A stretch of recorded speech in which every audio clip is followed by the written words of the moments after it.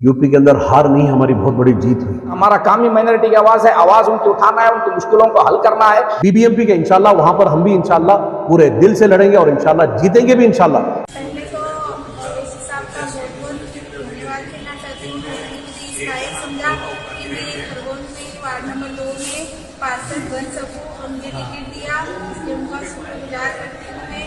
और ward number 2 के सभी जनता को मैं धन्यवाद बोलती हूँ कि उन्होंने मुझे पार्षद बनाया और वो जो चाहते हैं इससे उम्मीद लगाए हुए हैं, उनकी सारी उम्मीदों पर मैं खरी उतरूंगी। तो हाल ही में देखा गया था जिस तरह से यूपी के इलेक्शंस में मजलिस इत्तेहादुल मुस्लिमीन हारी थी, बड़ी बुरी तरह से उनकी जो है हार हुई थी। लेकिन अब जो है म्युनिसिपल इलेक्शन मध्य प्रदेश में आपकी कामयाबी हुई है, कामयाबी हासिल की है, क्या कहना चाहोगे? अस्सलाम वालेकुम रहमतुल्लाहि व बरकातुहू। अल्लाह का बड़ा ही करम हुआ कि मध्य प्रदेश में जिस तरह से हमारी जीत हुई, इसका पूरा श्रेय जो जाता है बैरिस्टर असदुद्दीन ओवैसी साहब को, जिन्होंने अपना वक्त, अपना माल, अपनी जान, हर चीज लगाते हुए हक के आवाज पहुंचाने के लिए हिंदुस्तान की, भारत की हर गलियों में घूमते रहे। यूपी में जिस तरह भाई कह रहे थे कि यूपी में हमारी हार हुई, अल्हम्दुलिल्लाह यूपी के अंदर हार नहीं, हमारी बहुत बड़ी जीत हुई। हमें 4 लाख से ज्यादा वोट मिले थे वहां पर। वो हार नहीं है, आवाज तो पहुंची। आज हमारी आवाज भारत के हर गली में आवाज पहुंच रही है। मजलिस इत्तेहादुल मुस्लिमीन आज एक ऐसी वाहिद पार्टी है भारत के अंदर जो हक के लिए लड़ती है, हक की आवाज उठाती है। हर वो चीज जो हुकूमत की तरफ से आज हुकूमत की तरफ से जो हर एक चीज ऐसी आ रही है जो आवाम के लिए डेंजर है, तो उस चीज के ऊपर पहली आवाज ही असद साहब की उठती है और वो मजलिस से उठती है। सर, अभी भी आपने कहा कि यूपी में जो है आपकी जीत हुई है। बेशक जीत हुई है। जीत वहां पर बीजेपी की हुई है, तो क्या आप बीजेपी के सपोर्टर हो? जो आपने जी देखिए, आप बोलिए, आप जिस तरह से जिस एंगल से पूछ रहे हैं ना, मेरा मानना यह है कि आवाज, लोगों में हक की आवाज, आज यूपी के अंदर सबसे हिस्ट्री में सबसे ज्यादा एमएलए, आज पहली बार यूपी के अंदर मुसलमान कितने एमएलए बन के आए, आप वो देखिए। किसके डर से दिया उन्होंने इतने सीटें? अगर यही समाजवादी पहले मुसलमानों को इतने टिकट देती थी, सिर्फ मजलिस इत्तेहादुल मुस्लिमीन के डर से कि वोट बटेंगे बोल के वो लोग क्या किया, मुसलमानों को ज्यादा से ज्यादा सीट दिया और उसका रिजल्ट भी ये हुआ कि मुसलमान ज्यादा से ज्यादा एमएलए चुन के आए वहां पे। ये बीजेपी की जो जीत हुई वो सबको मालूम था किस बिना पर हुई है।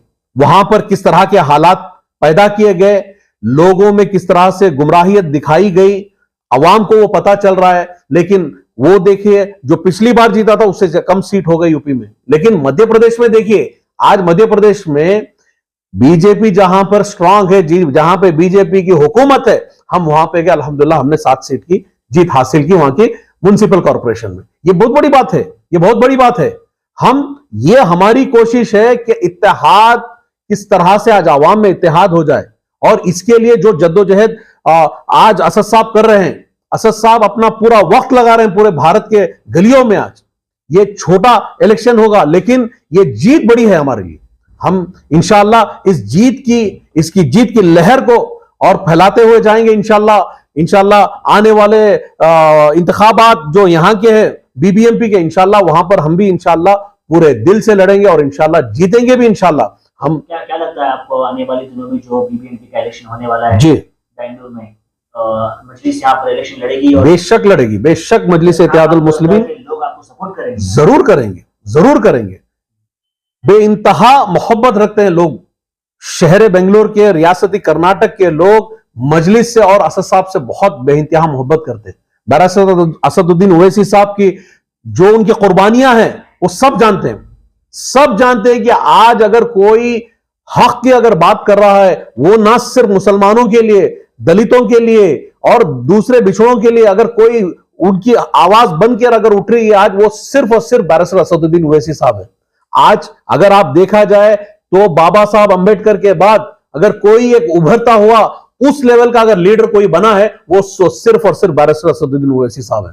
लोगों को असदुद्दीन ओवैसी की बात पसंद आती है, लोगों को अगर मजलिस पसंद है, तो वोट के वक्त ये लोग कहां चले जाते हैं? देखिए, वक्त लगता है। देखिए, कोई भी एक चीज आपको वक्त लगती है, लोगों के जहन में जाने में वक्त होती है। आज लोगों के इतने मसाइल हैं, लोगों में सियासी श्योर नहीं है, लोगों में जब हम उनके पास जा रहे हैं, हम उनको समझा रहे हैं कि सियासत कितनी जरूरी है कौम के लिए, आज उम्मत के लिए, आज पूरे शहरियों के लिए सियासत समझना एक बड़ी चीज है।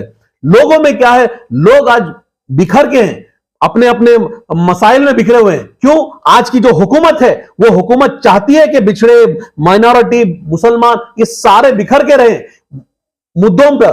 कि आज देखिए पेट्रोल का प्राइस क्या है, आज रेशन का प्राइस क्या है, आज गैस का प्राइस क्या है। इन चीजों में, इन मसाइलों में उनको उलझावा रखा है ताकि ये लोग ना समझ पाए। लेकिन मजलिस इत्तेहादुल मुस्लिमीन की बार बार ये कोशिश रही है कि लोगों को ये बात समझ में आए कि सियासत समझना कितना जरूरी है। और इंशाअल्लाह ये चीज जो आप देख रहे हैं एमपी पे जो हुआ, उसका एक नतीजा है।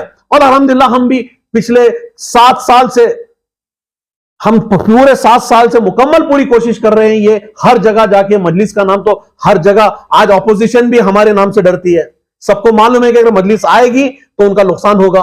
तो इंशाल्लाह मजलिस अपनी पूरी ताकत लगाकर लड़ेगी इंशाल्लाह, और इंशाल्लाह इस बार हम कामयाब होंगे इंशाल्लाह यहाँ के बीबीएमपी इलेक्शन में। अस्सलाम वालेकुम रहमतुल्लाहि व बरकातुहू। जय भीम, जय मीम।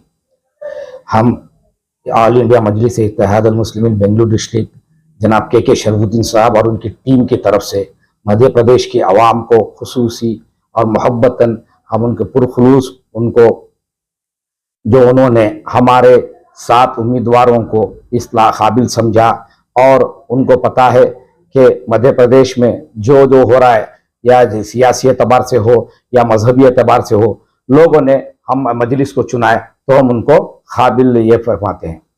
तो मजलिस इत्तेहादुल मुस्लिमीन क्या सिर्फ अपनी तकरीर से, अपने बयान से लोगों को दिल जीतेगी, या कुछ काम भी कर दिखाएगी ताकि आने वाले बीबीएमपी इलेक्शन में लोग आपका साथ दें? देखिए, आपका सवाल बिल्कुल सही है। आप फॉर एग्जांपल हैदराबाद को ले लेंगे तो वहां पे देखिए वैसी इंस्टीट्यूशंस, हॉस्पिटल्स, और वैसे ही इंशाअल्लाह अगर आप लोग भी, अगर बेंगलुरु के आवाम भी मजलिस इत्तेहादुल मुस्लिमीन को सपोर्ट करेगी, जैसे हमारे एमपी इम्तियाज जलील साहब ने महाराष्ट्र में कहा था, औरंगाबाद में, कि अकबरुद्दीन ओवैसी एक स्कूल बनने वाले हैं, तो अपोजिशन आए, 1 से 2 स्कूल बनाए, 3 से 4 स्कूल बनाए, क्योंकि आवाम को कुछ फायदा पहुंचे। वो लोग करेंगे नहीं। वैसे ही हम भी चैलेंज कर रहे हैं बेंगलुरु के आवाम को, नहीं कर्नाटक के आवाम को। इंशाअल्लाह हमारा मकसद ही है कॉन्स्टिट्यूशन के दायरे में रहकर, और माइनॉरिटीज के जो हुकूक है उनको हुकूक दिलाएंगे, और सिविक इश्यूज पे हमारा मकसद ही काम करना है। हमारा मकसद इलेक्शन लड़ना नहीं है, हमारा मकसद लोगों के दिलों में बसना और उनका काम करना हमारा मकसद है। इंशाल्लाह हम करके दिखाएंगे। तो मतलब मजलिस माइनॉरिटी के हक के लिए आवाज उठाएगी और यहाँ पर इंकलाब जीतने की कोशिश करेगी। उठाएगी नहीं, मजलिस का काम ही आवाज उठाती आ रही है, उठाती रहेगी और उठाती रहेगी। हमारा काम ही, जैसे हमारे सेक्रेटरी साहब ने फरमाया, बाबा साहब अम्बेडकर के बाद जैसे असद साहब ने हर एक मुद्दे पर हर एक माइनॉरिटी की आवाज, हमारा काम ही माइनॉरिटी की आवाज है। हमारा काम ही माइनॉरिटी की आवाज है। आवाज उनकी उठाना है, उनकी मुश्किलों को हल करना है, चाहे तालीमी एतबार से हो या कुछ भी एतबार से हो, या रोडों सड़कों के एतबार से हो, या पढ़ाई के आलमी या उनके माशी एतबार से। हमारा काम मकसद है हर एक माइनॉरिटी, यानी सिर्फ मुसलमान ही नहीं, मुसलमान हो, SC ST हो, हर एक को साथ देना मजलिस का मकसद है। कि आम से हम खुशी का इजहार करते हैं, और उन्होंने जैसे हमारे 7 उम्मीदवारों को साथ दिया, हम बहुत खुश हैं वहां के आवाम से। इसी तरह हम बेंगलुरु के आवाम से अपील करना चाहते हैं कि मजलिस को आगे लाए, मजलिस का साथ दे। इंशाअल्लाह जैसे हर एक जगह मजलिस आगे कदम है, अव्वल कदम है माइनॉरिटीज को लेकर या हर एक काम को लेकर, इंशाअल्लाह उसी तरीके से हम कर्नाटक में हो या बेंगलुरु में, वैसे ही तरीके से हम भी इंशाअल्लाह काम करेंगे और पब्लिक और लोगों का दिल जीतेंगे इंशाअल्लाह।